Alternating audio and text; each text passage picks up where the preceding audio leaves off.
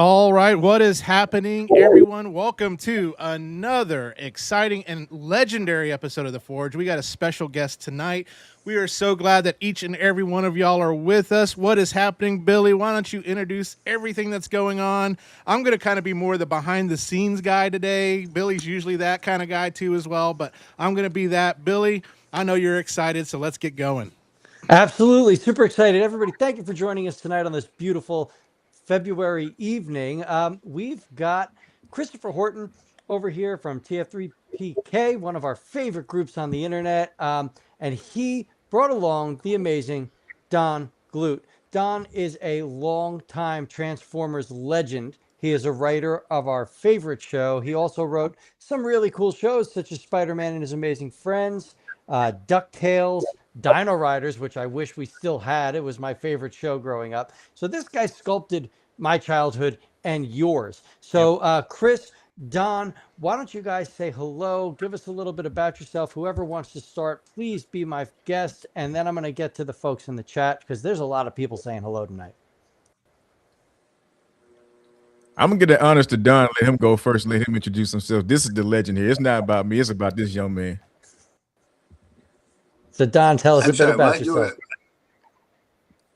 About myself? Well, Yes. I was hatched in Pecos, Texas, long time ago when dinosaurs still roamed the earth. And I've had many careers over the years. So a lot of people know me from different areas. Some people know me from music. Some people know me from comic books. Some from novels. Some from TV, cartoons and things. Some from paleontology. I never started out as a writer. That's what most of my income comes from. I, I, my main goal was not to get a normal job, in a regular That's job where it. you went in for 40, 40-hour week, or doing something you didn't particularly enjoy doing, and you couldn't wait for the job to end so you could go home on the weekend. My goal was to get a job where you couldn't wait until it started, and then it was kind of depressing when it ended. But what I really started off, what my main goal wasn't to be a writer, wasn't to be an actor or these other things I've done. It was I wanted to be a rock star. Music was always my main love, and my main talent I think has always been music. And so for the first few years, when I reached early adulthood, when I had to start thinking about supporting myself, I was a musician, and I played in the band for a few years. That was a rock band in California that was produced by Mike Nesmith, who was one of the Monkees at that time. And when that all collapsed, I had to find something else to do, which other than getting a normal job. And so I tried a few things. You throw enough darts at the wall, at the target, one of them will hit the bullseye. And I always liked to write. When I was a kid and a teenager, I wrote a lot of fanzine articles and things like that. So I writing, and that's what I've done most of my work over the many decades that I've been alive and been a professional. So that's pretty much where it all started, and where I started in Pecos, Texas, and grew up in Chicago, and moved out to California, uh, ostensibly to go to USC Film School.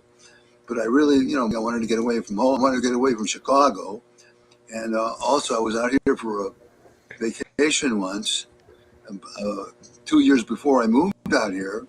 And I was, 8 years old. And I never saw many pretty girls in my life in one place. And I said, that's where I want to go. And I've been there ever since. Love it. Absolutely love it. That's such a cool story. Uh, that is a really cool story, actually. I sang for years. I toured singing. So music, I get it. And now I'm an engineer. So, I got the 9 to 5 part. You get to live like a rock star. Um, so, Chris, um, man, it's so good to have you back. We love you. You are part of our family. How did you come across Don and his situation? and bring forward this. Like you guys have a GoFundMe to help Don with the situation that came up, right? Right. What inspired this? Like, how did you? Because you and Don have been working together. What brought this on, and how are things going, and how can we as a community help?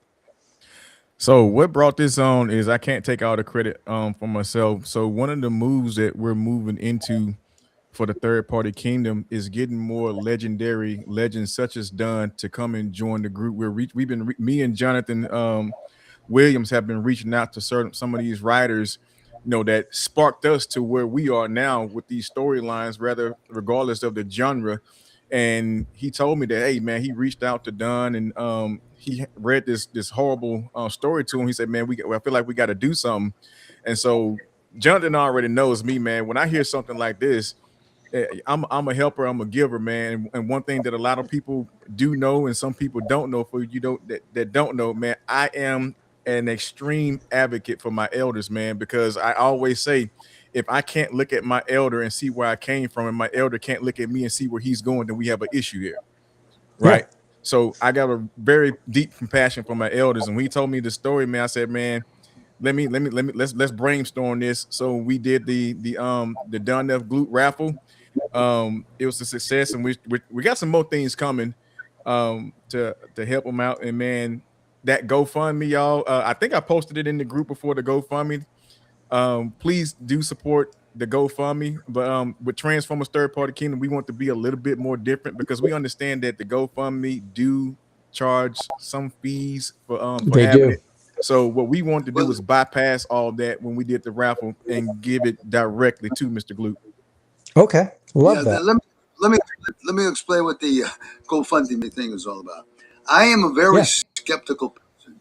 I don't believe, I don't believe Elvis alive. I don't believe there's a Bigfoot, and I check everything out.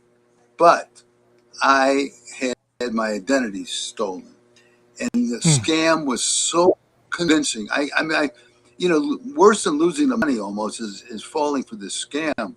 But I fell for a scam, and I lost as a result most of the money that was in my bank. And I took the case to the police, to the FBI, to 3 different attorneys, and the most promising attorney told me it was most likely he couldn't get like Wells Fargo Bank, which is where I had my money, to accept any responsibility. And if he could get any money at all, it would basically make him, I would lose paying him what was left in my bank account, the little that was left there. So I had no choice. I'm still working and everything, but there's a lot of bills that come up when you're not expecting it. And so I launched a GoFundMe campaign.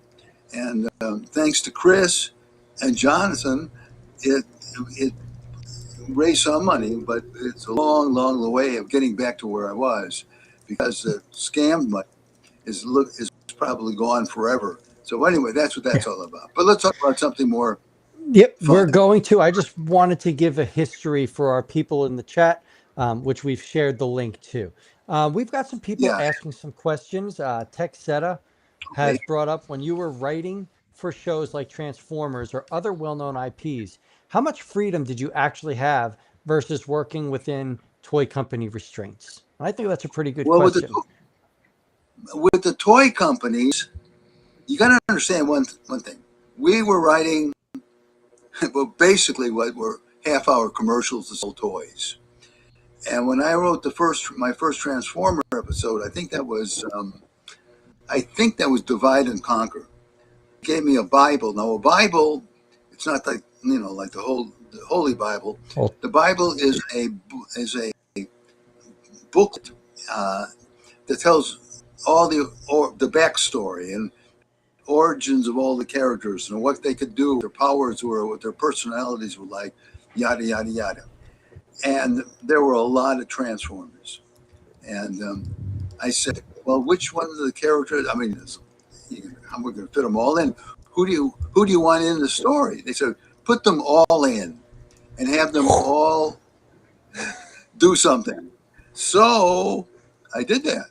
The first three, in later stories, I emphasized certain characters, but that first one, everybody, it was like a field day. Everybody um, got to do something, but the term that they used was push product, and we were selling toys. I think eventually, because there were the commercials, the actual commercials for the Transformers toys. I think the FCC came in and said you can't do that. That's just too much. So they would have other products being sold in the commercials.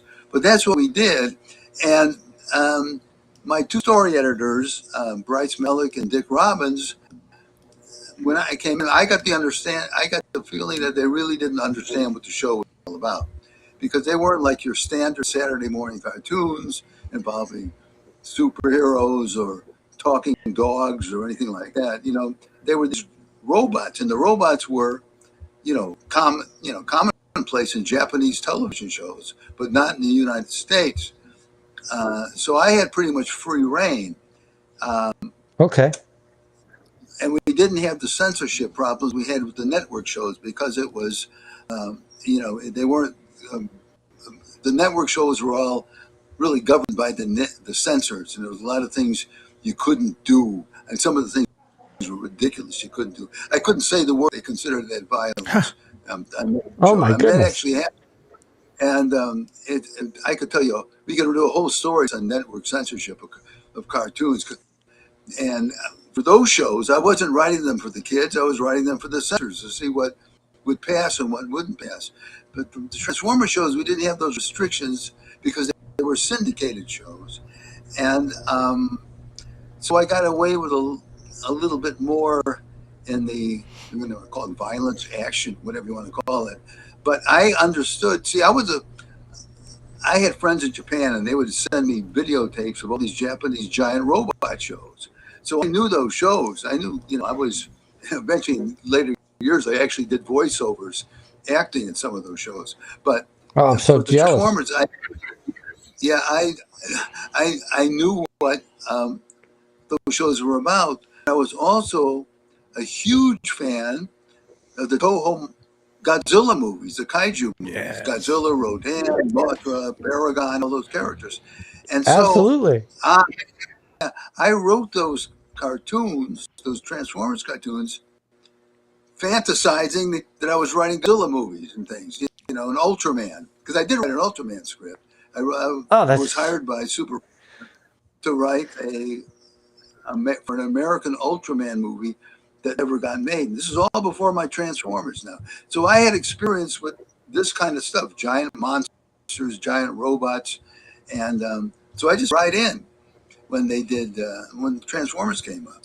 But I had pretty much free reign.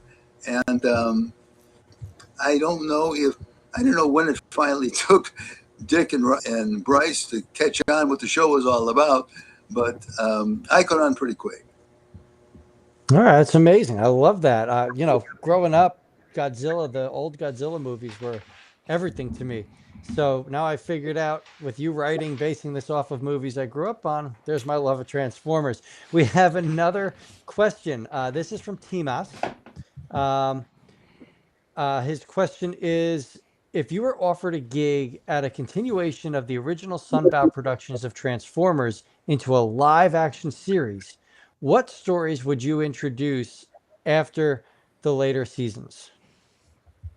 I don't know. You hit me kind of cold on this, but I only saw 2 seasons. I wrote the first 2 seasons and one on the 3rd season, 1 episode. And Sun did not do the first 2 seasons. So Marvel Productions, which did Spider-Man and His Amazing Friends, the Hulk, RoboCop, they did the first 2 seasons. And then Sunbow, which was doing G.I. Joe, took over Transformers. Got it. And then they had a whole new writer. It was like the Sunbow writers show with season 3, I think it was. I wrote a dozen of the original first and second Marvel production shows. Got it. Well, thank you for letting us know that. That probably explains why the G.I. Joe music started kicking in later seasons of Transformers, where like I always noticed the music changes. And then Texetta wants to know, you created so many memorable characters and stories. Do you have a favorite project that didn't get the recognition that you thought it deserved? Are you talking about in the Transformers or just in general? I think this is Or, in general. well, I didn't create any of the Transformers. I sort of did in one episode. That was Autobot Spike, when I created that Frankenstein where they were made out of jars. You know, that was my original. Autobot But X. all the other ones, yeah, all the other ones were given to me. The only characters I created would be probably, except for my own movies that I made, and novels I wrote, would be in comic books. And they're all for Gold Key. I created Dr. Spectre, Dagar, nice. and Trad. And of those, the one I loved the most, and probably of all the comics I wrote, the one I have the most personal attachment to was Dr. Spectre. And I would love to see that revived with me writing it again. But there's rights issues that are all tied up. And I would like to see that done in a live action, either a movie or a TV show. It almost became a TV series at one point, but it never happened. That's so cool. Crazy reasons. And so I don't like to create characters for other people, because then they own them. And then when they reap the I did create some characters for another company that I'm not going to mention here. It's one of the no-nos. But when you create something and you get paid a few $100s or whatever, and they make millions out of it, I don't want to do that anymore. So I will write stories based on existing characters, but I won't create a new character unless I own it. Okay. Fair I enough. love that. That's good to know. That's a really great view as well. Like I've never looked at it from that perspective, but I'm not a writer, not a creator. We've got New York Hunter Impressions. New York is a regular of ours. As a big mecha fan since Robotech, what were your favorites in the times where you helped introduce the genre? And you get a little distorted now. What about Robocop? No. As this gentleman is a fan since Robotech, which is a robot series. Robotech. He wants to know, what were your favorites in the times where you helped introduce the genre? Like you said, you got to see these shows from Japan, like Voltron, Robotech. What were your favorites in that era? Ultraman would be my favorite. And I saw clips. My friend from Japan would bring over these tapes that had excerpts, not the whole shows. And there were 2 episodes of the Spider-Man show, but I mostly saw excerpts, and they were all kind of the same. They were a big giant robot fighting a dinosaur-like monster, And so I don't know if I had any favorites beyond Ultraman. After Ultraman, they were all kind of the same. I thought, Yep. they all followed the same formula. Yeah, that they did. I remember when I was younger, there was an episode where Ultraman fought like somebody in a Godzilla suit with a frill, like from a Big frill frill blizzard. around his neck. Yeah. Yes, and that stuck with me for. Yeah, and then he rips it off at the end, and then BB King comes in and starts singing "The Frill Is Gone." No, I'm just yes. Autocorrect Primer, who is a regular, but Autocorrect Primer is a comic book writer and artist. Really talented guy. He wants to know, what would you have liked to write, or what would have been your dream to write? My dream, that's easy to say, because my favorite comic book artist of all time is Joe Kubert. And he did a comic book back in the early 1950s, pre-code, called Tor, about a caveman. Yep, And absolutely.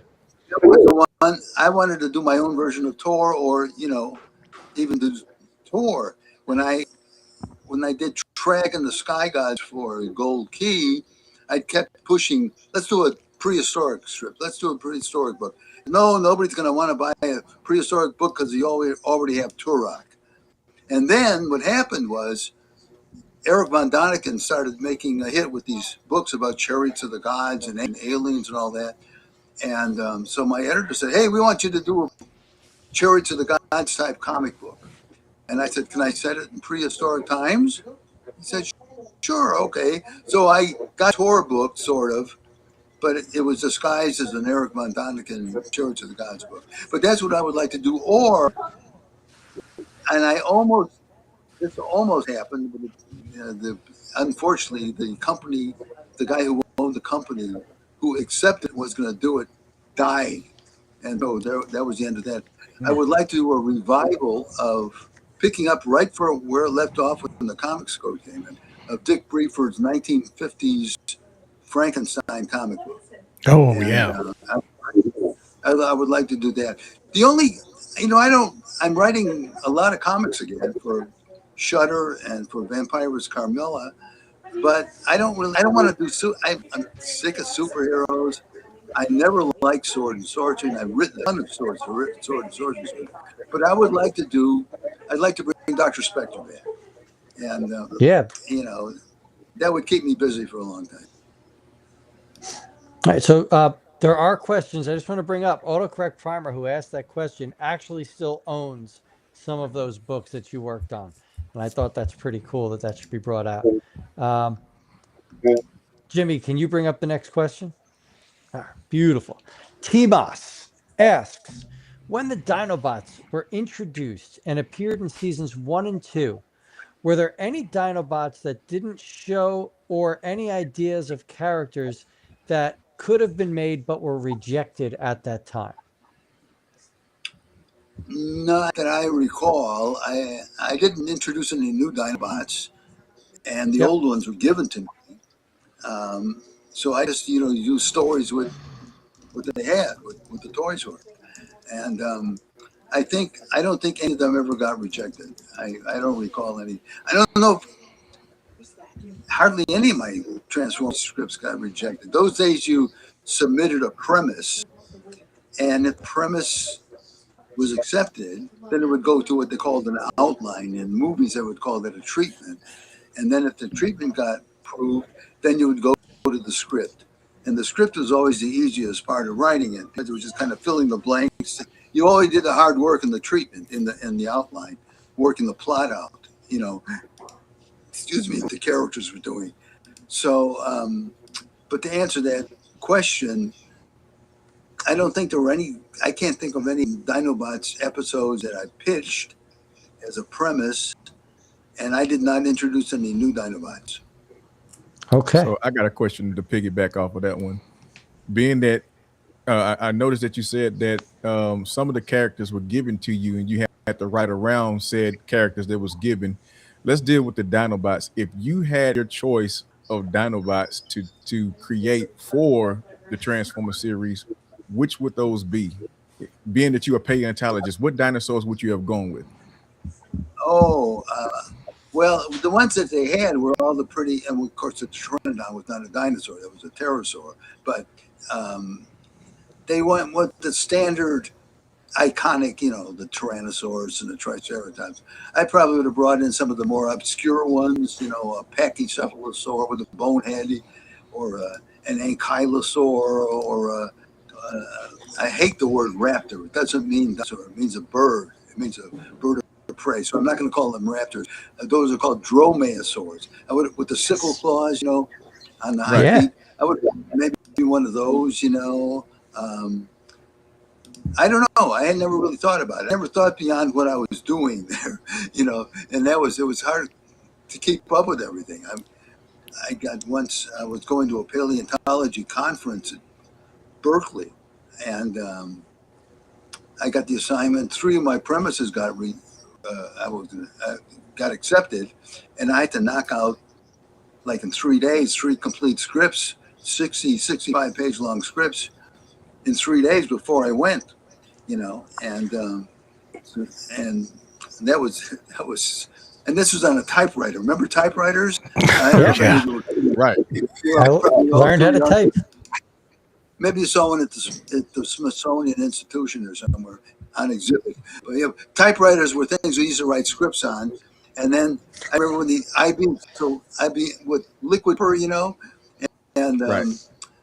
that my friend, our producer Mike Nesmith's mother invented. But then I remember IBM Selectric typewriters came in, and I bought mine just at the time Transformers started, and they had the correcting ribbon, so you could go back without putting the goop on there, and erase a word and type it over. It looked real good. So I wrote those in a row, one per day, and those are. So, did you have hectic anything to? I'm going to jump these folks because I'm a host. Did you have anything to do with Dinobot Island? With what? Dinobot what? Dinobot Island. There was a series. There were 2 episodes. Oh, called The Dinobot Island. Yeah, Yeah, that is was that one of my you? favorite. I wrote two parters. One Yes, was Desertion of the Dinobots. Megatron's Master Plan, and One of one my was favorites. Dinobot Island. And I liked the two parters for a couple of reasons. One is the hardest part was always coming up with the plots, and a two-parter you just came up with one plot, and you spread it out over 2 episodes. And in doing that, still you got paid for 2 episodes, but you're really only wanting one long episode, and it gave you the opportunity to do little bits of business and character things that you didn't have time to do in the regular half-hour show. I know in Dinobot Island there was a thing where, what was it? There was a pterosaur or something, and got the attention of one of the I can't remember, but the one of the robots come in and he zaps it, and it was just like a bit. It had nothing to do with the story really. It was just a character thing, a little bit of business, and we couldn't have done that in the half show because there wouldn't have been time for it. There wouldn't have been space for it. So I like those 2-part episodes for 2 reasons.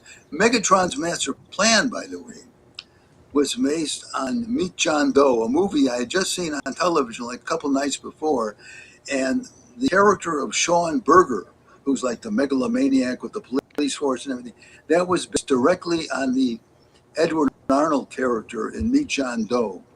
And his name, Sean Berger, I had a friend in Chicago who was mostly a serial and B-Western fan, mostly serials, movie serials. And he was always doing favors for me. He was letting me borrow videotapes and take them back to California of old serials and watch them, and give them back when I went back to Chicago for another visit. And he said, "Well, could you do me a favor?" I said, "Sure, I'll do you a favor." And what is it? "Can you write me into one of your cartoons?" And his name was Schoenberger, Jim Schoenberger. So I took the name Schoenberger and I split it, and I had Sean Berger, and that's where that came from. I love that. That's awesome. Oh, so Rodluff has a great question that I think every one of us growing up wondered what happened here. There was a character named Hauler who appeared in vehicle mode in the first episode of Transformers. This character had no lines and never transformed and was never seen again. Was there any backstory to this missing Autobot? If there is, I don't know it because I never heard of Hauler until tonight when you just mentioned it. I don't know if I even saw the first episode.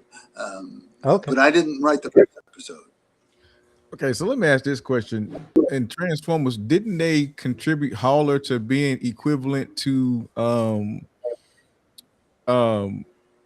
what's his name? Hoist. One of the utility vehicles, a lime green one? Didn't they eventually turn that to Hauler or give him that name Hauler? They Like your ultimately Inferno did toy line and wise. Grapple? Yeah. Yeah. Toy line wise, they did.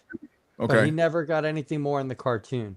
And I think one Wow. of our viewers is just trying to see if Don has Okay. any insight for us. New York Hunter. Now, this is a good question because I grew up on this cartoon. He says he knows you're tired of superheroes, but the X-Men are his favorite team. Do you have any good stories about working on the X-Men animated series, which I think But shaped a lot of our lives? The Yep. only thing I can remember is I had a real hard time getting on that show. You know, it's funny during Marvel productions, when I was writing all those Spider-Man and his Amazing Men shows, I got divorced. I mean, it was a surprise to me, but I was financially wiped out. And I get every once in a while I get financially wiped out, but I always make a comeback somehow. And Stan really liked my story, Stan Lee, because he would single me out to write specific episodes like the um, origin of Spider-Man. And all my friends in the story of Art of Art, oh, these are great stories because your scripts are just like the comic book, you know, because a lot of the writers working on those shows just came out of Saturday morning. They weren't comic book writers or comic book readers. And then I got this divorce hit, and I couldn't get a job from them. All these guys that I worked with that said how much they liked my stories ended up as producers and directors and things on other shows. Not one of them ever called me, except Bryce Malick on Transformers. And I finally got in touch with Eric Lewald. Somebody gave me his name, and he was a storyteller. He and his wife Julia, and who I'm still friends with, and they let me write one episode. And by that time, I didn't really know who the new, because I wasn't reading the comic books. I didn't know who Jubilee and Sabretooth. Didn't have a clue. But they gave me an assignment. They wanted a story where Sabretooth and was it? I don't think it was Wolverine. I can't remember who it was, but it was called Dangerous Reunions or something like that. Anyway, so I wrote a script and they bought it. So I was only able to get on one episode of X-Men. And I've never Okay. really felt part of the gang because I never get invited to any of their panels or parties or anything. So I did one episode of the X-Men, which then got adapted to a comic book. I forgot who wrote the comic book. I didn't, but I got credited as plot by Don Glut. So I can't really tell you about the X-Men. I was never really an X-Men fan in the comics. My interest went in different directions. I gotcha. Hey, I gotcha. Well, thank you for that. X-Men, the old X-Men show, kind of, I felt like, and the comics. Let's be honest. The X-Men comics as well taught you how to treat people, right? Like that was the gist of it. Like, we're going to accept everybody for who they are, and we're going to treat people the way we want to be treated. And that's just something that I think shaped everybody in this chat, everybody watching. The X-Men is definitely one of those, stories or teams that really just taught us how to be good people. Now, this is. I'm sorry. If they did a story now. They did a story now where all the X-Men go trans. You could call them the X-Men, couldn't you? Yes, you could. Yes, you could. Yes, you could. You'll probably censor that. Yes. Derek Bigsby. Derek is a longtime friend of ours in the show. Wants to know, what are your plans for this summer? What are you doing? What are you getting up to? Are you doing conventions? Are you writing? Going on tour with a band? I do conventions when I'm invited, but I'm almost never invited to conventions. They have conventions. A lot of them. I live in Burbank, and down the street, 7 minutes away, is a Marriott hotel, and they have conventions there. In fact, the Transformers convention is going to be there coming up next month. Yep, March 15th, TFCon. Yeah, I don't know if I'm invited. I can't get anybody to confirm it.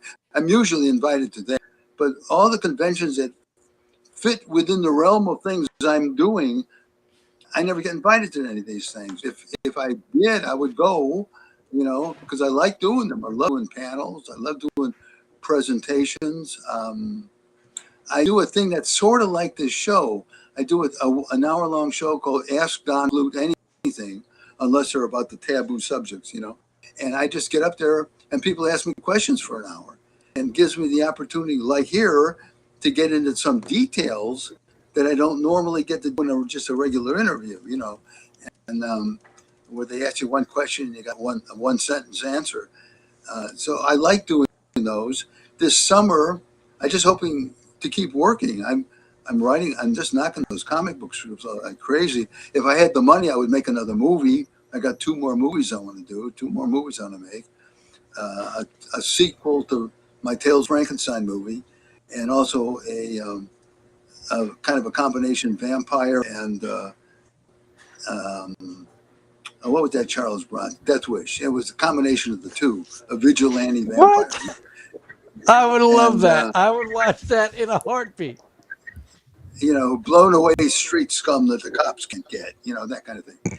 And and I'd like to play more music. I mean, I really miss that more than anything. I miss the music too. Getting up there at a microphone and, with a guitar and playing with a band, Absolutely. There's nothing quite like that.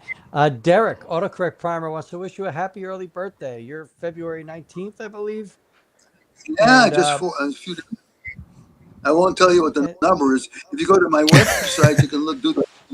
But I'm not going to say it in public out loud, Yeah, no worries. Derek's is alternative. It's better than the alternative. And I'm really happy that, I'm still working at my age. I'm probably busier in some ways than I've ever been. And, so many of my contemporaries who, like me, were doing a lot of comics and things in the 70s. They're all retired or on Facebook talking about stuff they did, a half a century ago. I'm not a has-been, folks, Retiring for me is what you do when you get a flat on the freeway and the AAA comes and they retire.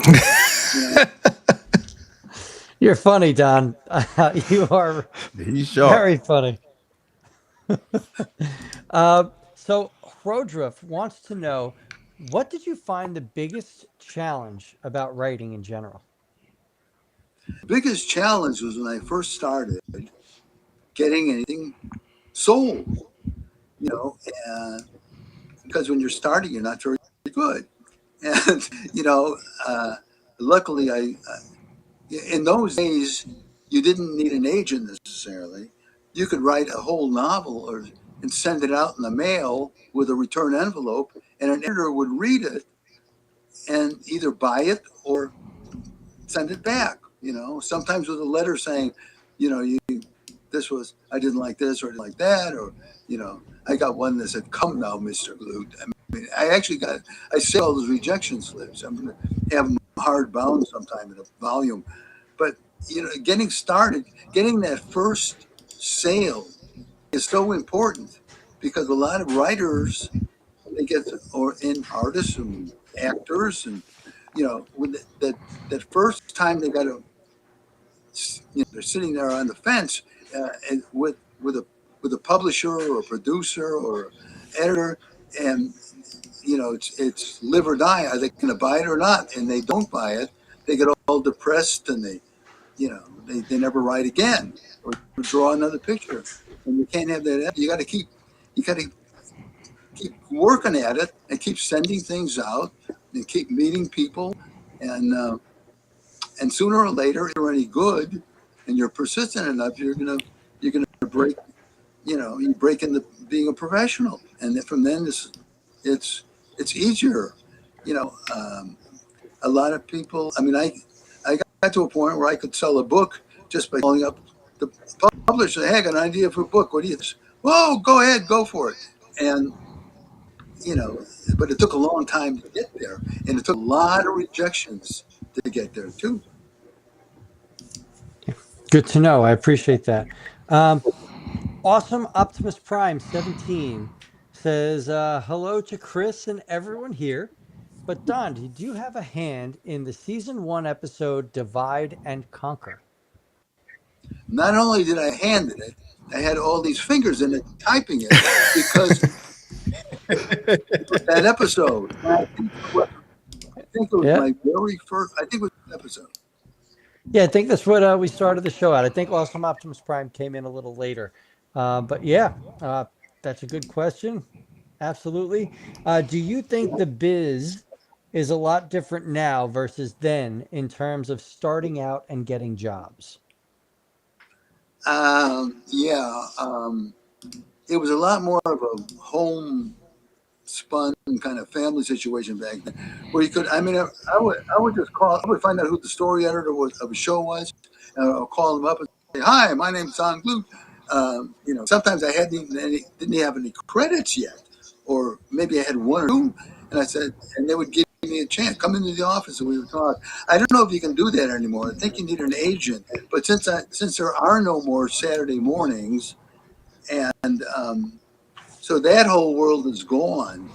Yep. There's nobody to call up, and as far as comics go, and I think novels now you need an agent for. It's a lot different. It's not, the personal aspect is pretty much gone, I think, and it's kind of sad because I like to sit down and look a person in the eye, and I hate where everything is done through texting and emails and things. So much, you know. Sometimes you walk into an office and you either strike a connection with the person on the other side of the desk. They either like you immediately or they don't. You know, you sometimes you have the job before you even display what your talents are. In Yep. those Just days, based if off they just like, personality alone. yeah, I had an experience. I really learned this. I went to New York in 1973, ostensibly to go to the comic convention that they were having, New York Comic Con, but also to make some connections because I was mainly working for Gold Key, a little bit for Warren, um, but mostly I wanted to, I was doing a little work at Marvel through Roy Thomas, who was a friend of mine, but I was getting things like writing articles for Monsters Unleashed or Vampire Tales. Nothing. I wanted to write comic books. So Jerry Conway had a party, and I just met Jerry up at Marvel. I went up there to visit Roy, and Jerry said, "We're having a party. Why don't you come?" So I went to the party. It was on a Saturday night, and I struck up a conversation in the hallway that connected the living room and bathroom. We're in a narrow area. I'm talking to Denny O'Neil from DC, and I mentioned I was a writer. We struck a nice conversation. So Denny said, "Why don't you come down, bring what you brought, come down to my office on Monday morning?" So I bright and early got down to DCOMs. I got there when Denny arrived, and we went into his office, and on his desk was a stack of manila envelopes about this high, okay? And he said to me, "Do you know what's in those envelopes?" And I said, "Well, I would imagine scripts that have been submitted." And he said, "Yeah, there might be a masterpiece in there. Do you think I have time to read all those?" And he called the secretary and he said, "Mail these back, unopened." And he looked at me and said, "Don, what did you bring me?" And I handed him the scripts. And of course, he read them, but he bought them. And I realized then how important it is to network and meet people. They used to say, "It's not what you know, it's who you know." It's not that either. It's who knows you. And Yeah. people to hire their friends and their relatives, people they're comfortable with. When you hire somebody that you don't know, you can be open. You could be in a lot of trouble. Maybe they have a personality, a drug or alcohol problem that is going to somehow show on the set or in the office or whatever. And so it's best to work with people that you're comfortable with. And a lot of people don't do that. They think It's just their work and their brilliance and all that is going to get them the job, but that's not necessarily true.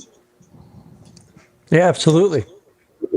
Autocorrect Primer wants to know, what are your feelings on AI taking over just about everything? I am against AI for the mere fact that first, I don't see how it's possible to write a book or a script or a novel in AI. I mean, I can't figure it. It's like science. That's science fiction. But in many cases with artists,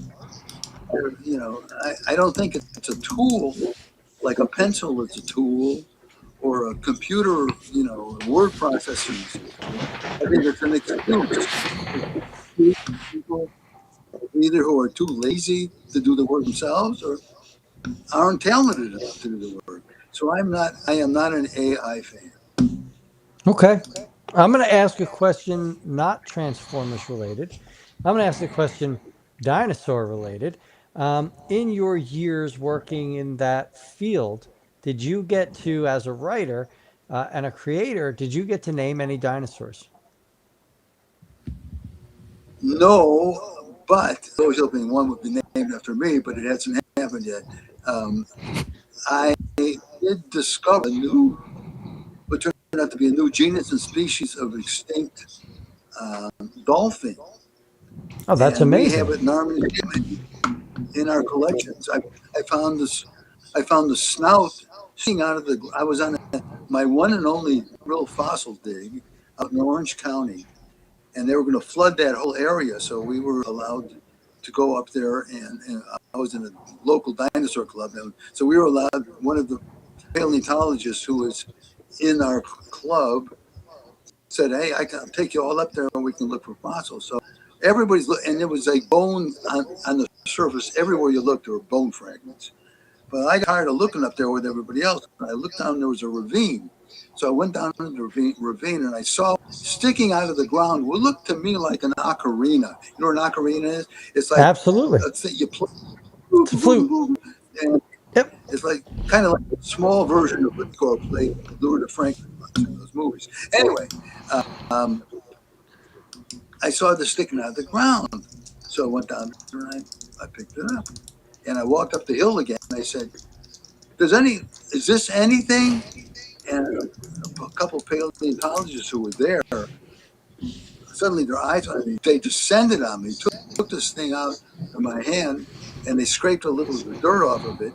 And it was the snout of this dolphin, a previously unknown genus and species of dolphin from I think it was the Miocene. And it became the source of a legal battle between the Natural History Museum in Los Angeles, where I'm now a volunteer fossil preparator, and also the university or whatever it was in Orange County. And the guy actually went to jail from the Orange County guy, because he wouldn't give it up. It was in his possession. So he went to jail for a while. Well, anyway, when I started volunteering at the Natural History Museum, during our lunch period, I was talking to one of the paleontologists there, who was his specialty was whales and dolphins, and I'm telling him the story. He says, "Oh, I never heard that story before." I said, "I'll bring you a photo," because somebody took a photo of me on the site holding this fossil in my hand, looking very proud, and So I brought the photo in, and he looks at the photo and he goes, and then he goes like this. And he points to a cabinet behind my head, and he opens up the cabinet and he pulls out the fossil. So that brought That's so cool. closure to that. So we have it in our collections now. No, it did not get named after me. I was hoping it would be, but I haven't named anything because I don't go out. I don't write scientific papers, and I don't go out in the digging up bones. So I'm probably never going to get to name anything. I would imagine that should have been named after you, though, if you found the piece. Like, to me, it's Right. kind of like a no-brainer. I do want to ask you a I question. know, We have about it's a 10 joke, we have a big new sauropod skeleton in our museum, Yep. It's a new genus and species that has not been named yet, but it was found in the deposits, and the bones are kind of greenish in color. So the head of the department sent out an email to everybody. Does anybody think of a new name for this dinosaur? We're calling it Natalie with a G, because the site was covered with gnats that were flying all around. So they named it Natalie. Okay, that's the nickname to it. So I said, well, green, it's big, it's strong, it's huge. How about and because a lot of dinosaurs are now getting the name, the second half of the name is Titan, instead of Saurus or something. How about Holcotitan Stan Kirbiensis? And I love that. but they're not going to name that. Oh my God. So Stan Lee and Jack Kirby and the Hulk. That's just amazing. Or maybe That Right. is, Lee Kirbiensis. That's what it was. I love that. Yeah, Holcotitan We Stan have about 10 Kirbiensis. minutes left. And there's something I want to bring up real quick that I think the folks watching would love. Can you tell the folks in the chat and that are watching about your shirt? Because that shirt means something. And Oh, the shirt can I'm you give wearing? us? Yes. I think everybody watching would absolutely love to hear Okay. about that shirt.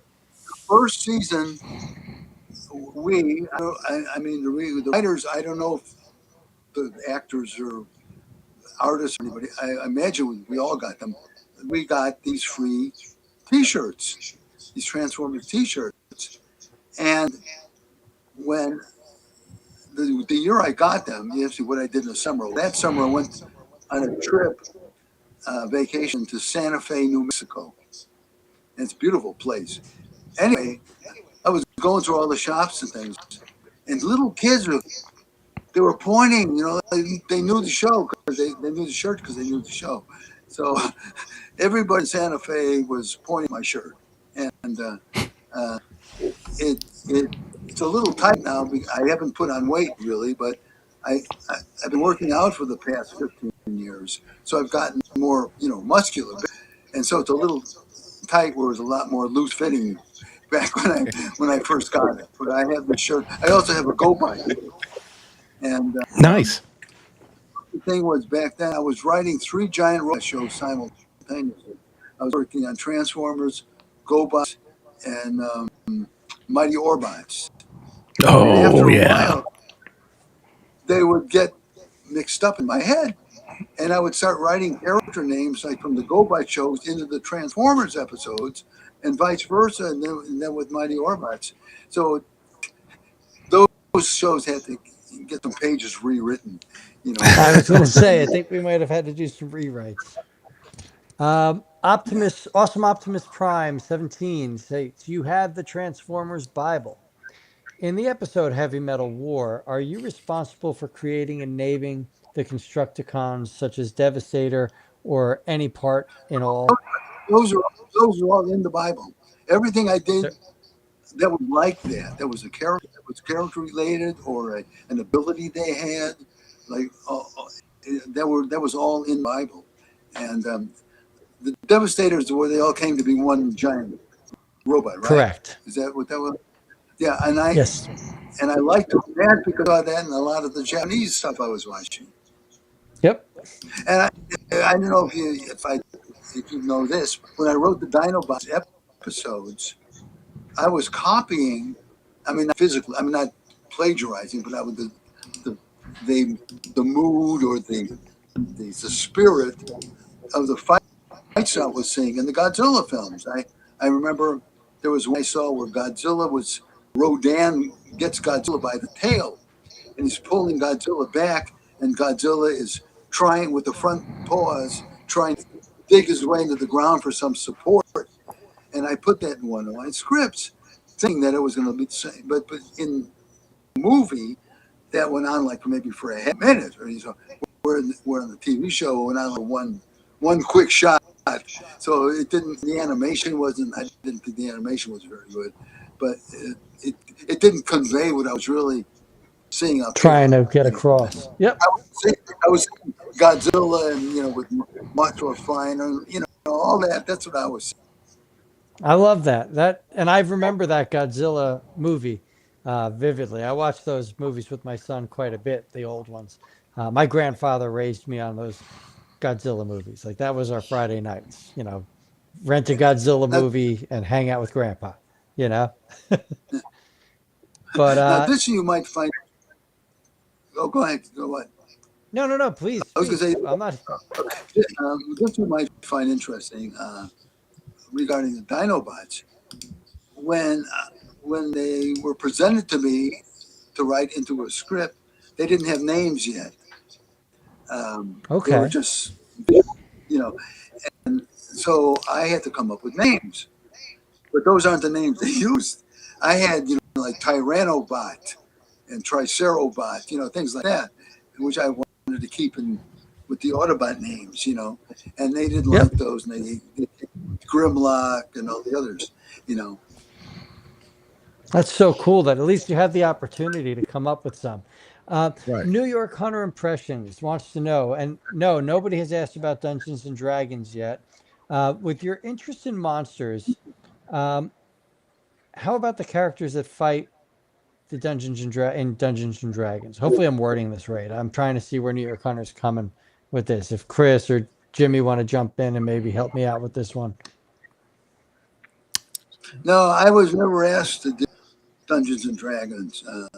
With me, getting on those shows was always very, very difficult. I usually found out Okay. about them when they were almost all filled up as far as writers go, and I would call up, and if I could get on at all, I would get maybe the last episode, or maybe the last two episodes if I was real lucky. So, if they had asked me to write one, I would have written one. Never saw one, but that doesn't mean anything. I can adapt very well to things I've never seen before, and I've done that plenty of times. Um, when are you going to be on Hollywood Memories? I said, we're gonna. Yep. Okay, if Hollywood, those of you that don't know, there's no giant robots on it. Hollywood Memories is a show on YouTube. The actress Beverly Warren is the hostess of. Now, Beverly, if the name is not familiar, if you saw her, you would recognize her instantly.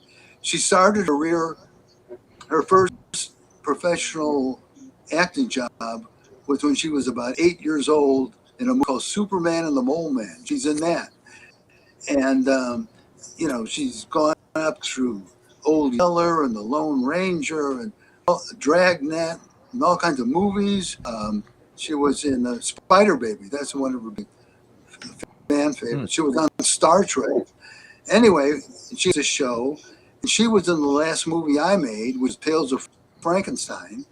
And she wanted to do an episode about Tales of Frankenstein and her being on it and how we worked together and everything. So that was supposed to tape yesterday. And it got postponed until there was a con next month. If I get invited to the TF Con, that's what they wanted to do it. So I postponed it in case I do get invited to the TF Con. So we're going to do on the second. We're going to record it the second Saturday of April, and assuming I'm still alive by then. And I don't know when it'll actually be on, but because it'll be on YouTube, it'll be on like this show. It'll be on forever, and even after that. I'm just reaching out to somebody for you real quick. All right. All right. Well, that's really cool. I look forward to watching that. We have about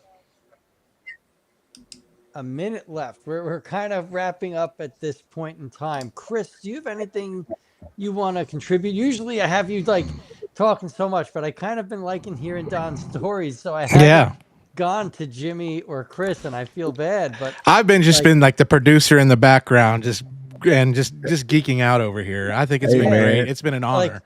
I don't feel bad at all, man. This is about a legend, brother. Yeah. Again, I'm sitting here learning some things that I did not know, understanding some things.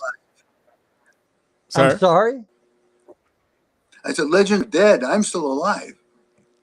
And Heroes. working. Heroes, then. Okay, we're a hero. We'll go with hero. So I'm learning, understanding some things, getting a better aspect and perspective of the way things were when it came to the um the the creative aspect of writing and things, that because one thing that people don't know about me, some people do, I'm a writer myself. I'm not a story writer, but I write poetry, and I understand the work and the everything that goes into it. And I have been tasked with one assignment to where I had to create something around something that was already formed. And I'm gonna tell you, that's a job within itself, especially if you're not the original creator. So man, I'm just soaking up all the knowledge that he's pouring out on this, and it gives me a better appreciation for the work, not only myself, but for the work that he has put in. Because being in the shoes, when you have to, hey, I already got a character, I already got characteristics, write me a story. And you be like, well, you just laid this on me today, and you want me to create something about somebody I don't know. So, man, love it. Yeah, it's really just been insightful. It's been wonderful, honestly. Like so much more than I even thought I'd learn. I got to learn tonight.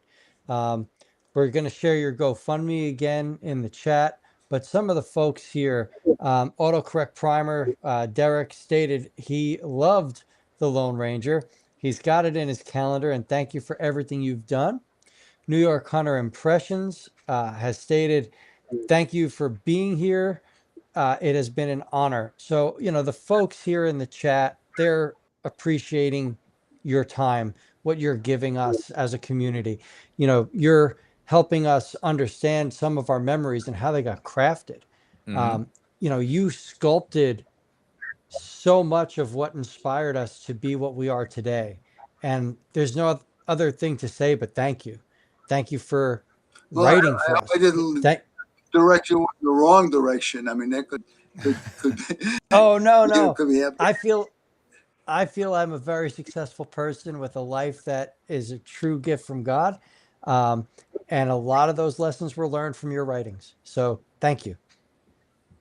Thank you. If you want to keep up to what I'm doing, my website is just my name, donaldfglut.com. Got it. We were going to ask you that. That was Jimmy G usually comes in and starts asking those questions. So yeah, Jimmy, if you want to put that up, I'm going to read Optimus Prime off real quick. Awesome Optimus Prime states, thank you so much. I had fun with you guys and Don with what time I had since I came in late. Optimus, thank you. You asked some great questions tonight. Big Easy is a regular of ours. Great show. Love the stories and the information Donald Glut has shared. Timos, who asked some questions. Thank you for being here, Donald. And thanks for another great show. Having me. Yeah, no, we loved it. Autocorrect Thank you. Primer is already at donaldfglut.com.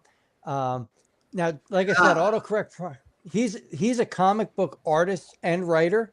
He also writes novels of his own. So he's someone that has actually followed you long term. So it's really nice to even give what you're giving here. We also have Rodolph. I hope I'm saying Somebody's following me. I should be paranoid.